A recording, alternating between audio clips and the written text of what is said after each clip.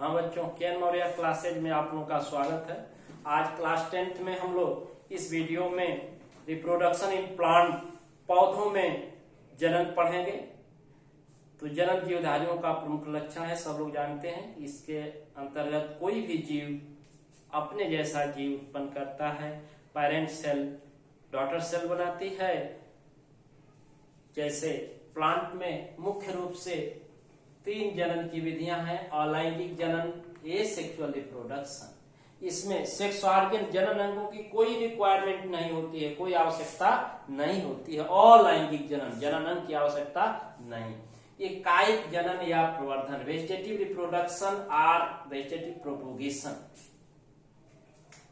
इसमें vegetative part of plant take part in the process of reproduction. इसमें पौधे का वर्धी भाग जैसे जड़ हुआ, तना हुआ, पत्ती हुआ, इससे नए पौधे बनते हैं। तो इस तरह से वेजिटेटिव पार्ट वर्धी भाग जनन की क्रिया में भाग लेता है। इसको कायिक जनन के नाम से जानते हैं या वर्धी जनन जानते हैं या कायिक प्रवर्धन। लैंगिक जनन, सेक्सुअल रिप्रोडक्शन, ये well developed type of reproduction found in flowering plant. ये सबसे विकसित प्रकार का जनन है जो पुष्पी पौधों में पाया जाता है, उच्च वर्गीय पौधों में पाया जाता है। इसके लिए नेसेसरी है कि पौधा पुष्प देता हो, पुष्प में जनन अंग समाहित हो, जनन अंग 2 रूपों में हो, नर और मादा। नर युग्मक बने, मादा युग्मक बने, संलयन हो, निषेचन हो, युग्मनज जाइगोट बने। तमाम एक प्रावस्थाएं हैं जो उसके अंतर्गत पढ़ा जाएगा। तो बच्चों, ये पौधों में जनन की मुख्य 3 विधियां हैं। आइए चलते हैं एसेक्सुअल रिप्रोडक्शन। एसेक्सुअल रिप्रोडक्शन अलैंगिक जनन हम लोग पढ़ रहे हैं। इसमें सोमैटिक सेल जो होती है, सोमैटोप्लाज्म डाही कोशिका जो होती है for new plant cell. New plant cell these are follow, नई पादप कोशिका का निर्माण करती है। जैसे इसमें विखंडन, फिजन है। क्या है? विखंडन फाउंड इन यूनिसेलुलर ऑर्गेनिज्म। यह यूनिसेलुलर एक कोशिकीय जीवों में पाया जाता है। विखंडन की विधि, फिशन की विधि जो है यूनिसेलुलर ऑर्गेनिज्म में पाया जाता है। इसमें क्या होता है कि जो सेल के अंदर जेनेटिक मटेरियल, आनुवंशिक पदार्थ होता है, गुणसूत्र होता है, डीएनए होता है, वह 2 भागों में टूट करके 2 कोशिकाओं का निर्माण कर लेता है। इस तरह से एक पैतृक कोशिका से 2 पुत्री कोशिकाओं का निर्माण होता है। उसके लिए सूत्री या असूत्री विभाजन, कोई विभाजन की क्रिया संपन्न होती है। इस तरह से बच्चों ये फिजन, विखंडन की क्रिया संपन्न होती है। उसमें सेल सूत्री या असूत्री विभाजन द्वारा 2 या अधिक न्यू ऑर्गेनिज्म का निर्माण कर लेती है। जैसे जीवाणु, बैक्टीरिया, अमीबा प्रोटोजोआ में है, अमीबा, यूग्लिना और प्लाज्मोडियम। प्लाज्मोडियम बच्चों मलेरिया पैरासाइट है। ये क्या है? मलेरिया पैरासाइट है। ये मलेरिया परजीवी है। ये देखिए, अब जीवाणु में एक उदाहरण दिया गया है विखंडन, फिजन की क्रिया। इसमें एक पैरेंटल बैक्टीरियल सेल है, पैतृक जीवाणु कोशिका है जिसमें जेनेटिक मटेरियल है, डीएनए है, उसमें गुणसूत्र क्रोमोसोम दिखाया गया है, गुणसूत्र है। अब दूसरी सेल में इसकी साइज इंक्रीज हो रही है। इसमें जो है गुणसूत्र ध्रुवों पर आ रहे हैं और इसमें डिवीजन होगा। तीसरी स्टेज में देख रहे हैं, सबसे पहले कॉन्ट्रैक्शन ऑफ सेल वॉल, कोशाभित्ति संकुचित हो रही है 2 जगहों से और ये 2 पार्ट में कॉन्ट्रैक्ट हो रहा है, क्रोमोसोम गुणसूत्र भी। और तीसरी स्टेज में एक कॉन्ट्रैक्शन ब्रेकिंग हो जाती है 2 सेल में और दोनों में हाफ क्रोमोसोम गुणसूत्र का हिस्सा पहुंच जाता है और वह सेल अपनी पैतृक सेल जैसी होती है। इस क्रिया को विखंडन कहते हैं और ये जीवाणु कोशिका में पाया जाता है इस तरह से। इसी तरह से अमीबा में, यूग्लिना में और प्लाज्मोडियम इत्यादि जीवों में पाया जाता है। अब आते हैं स्पोर फॉर्मेशन, बीजाणु निर्माण। बच्चों, स्पोर क्या है, बीजाणु क्या है? Seed like structure but do not real seed is known as spore. बीज जैसी संरचना लेकिन बीज न हो। बीज क्या है? निषेचन क्रिया के फलस्वरूप बीजाणु का परिवर्तित रूप है, लेकिन ये स्पोर ऐसा नहीं है। एक सेल जो है कॉन्ट्रैक्टेड हो जाता है उसका जीव द्रव्य और उसके चारों तरफ से प्रोटेक्टिव कवर आवरण सुरक्षित कर लेता है उसको, और फेवरेबल कंडीशन अनुकूल दशाओं के आने पर वो क्या होती हैं, जर्मिनेट होती हैं और जर्मिनेट अंकुरित होकर के नए जीव का निर्माण करती हैं, न्यू प्लांट सेल फॉर्म करती हैं। Less develop plant unicellular structure.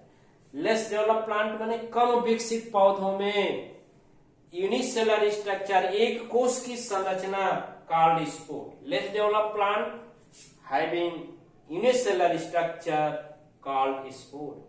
कम विकसित पौधों में एक कोष की संरचना होती है जिसे बीजाणु या स्पोर कहते हैं। ये जब प्रतिकूल दशाएं होती हैं तो ये सेटल रहते हैं, विश्राम अवस्था रेस्टिंग पीरियड में होते हैं। लेकिन जब अनुकूल दशाएं आती हैं बच्चों तो come to contact to favourable condition, उसके संपर्क में आने पर नमी है, वायु है, मॉइस्चर है, प्रकाश है, जल है, इन सब के मिलने पर ये जर्मिनेट करके अंकुरित होकर के नया पौधा का निर्माण करती हैं। जैसे कवक हुआ फंजाई में और शैवाल। एल्गी और फंजाई में एसेक्सुअल पार्ट से स्पोर बनता है, बीजाणु बनता है। एक पैतृक कोशा अनफेवरेबल कंडीशन में कॉन्ट्रैक्टेड होकर के उसका जीव द्रव्य संकुचित होकर के सेल वाल उसको चारों तरफ से कवर्ड कर लेती है और वह मॉडिफाइड हो जाता है स्ट्रक्चर, किसमें, स्पोर में, बीजाणु में। लेकिन ये बीज नहीं होता है, लेकिन नेचर ऑफ सीड होता है। बीज जैसी संरचना होती है, बीज जैसा एक कार्य करता है, अंकुरित होकर नए पौधे का निर्माण करता है। तो कवक और शैवाल में स्पोर बीजाणुओं द्वारा जो है अलैंगिक जनन की क्रिया संपन्न होती है। इसके बाद तीसरा है बच्चों बडिंग, कलिकोद्भवन। बडिंग है, क्या है, बडिंग।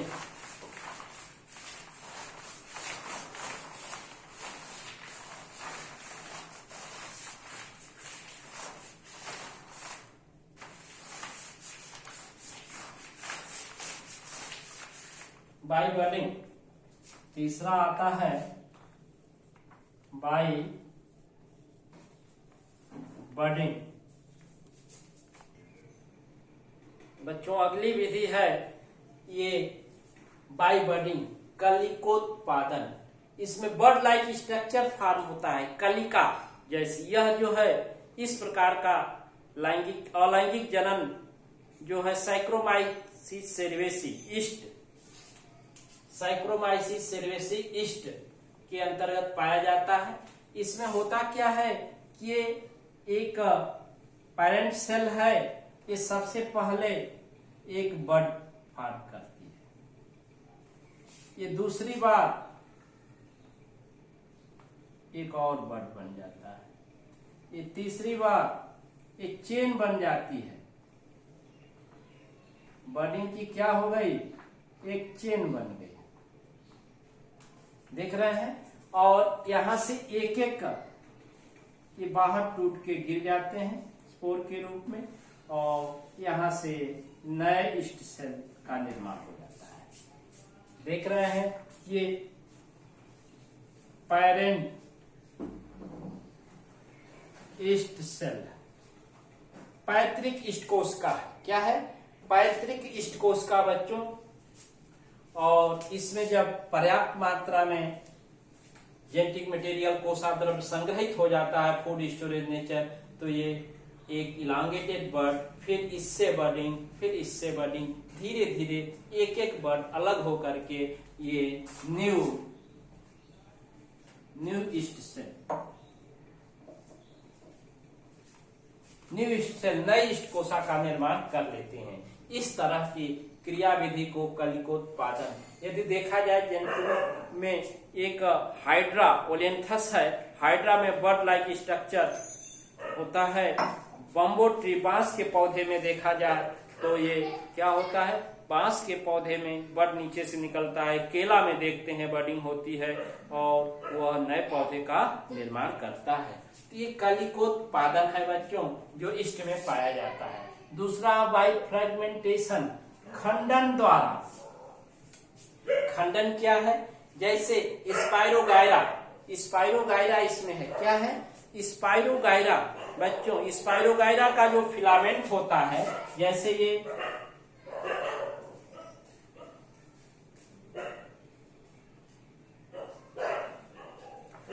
स्पाइरोगायरा, ये दो तंतुक स्पाइरोगायरा, ये कई जगह से विखंडित हो जाते हैं।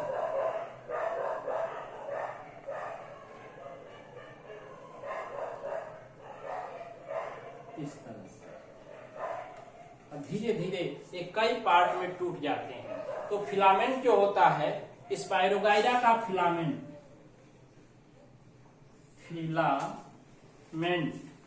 ये डिवाइड होता है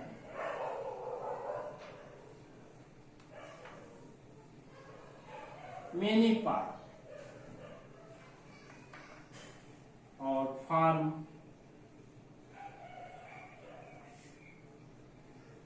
न्यू फिलामेंट ऑफ स्पाइरोगायरा।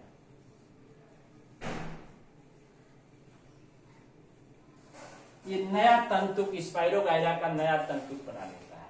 तो इस तरह से बच्चों आज हम लोग इस वीडियो में पौधों में जनन की क्रिया के अंतर्गत अलैंगिक जनन पढ़ा गया।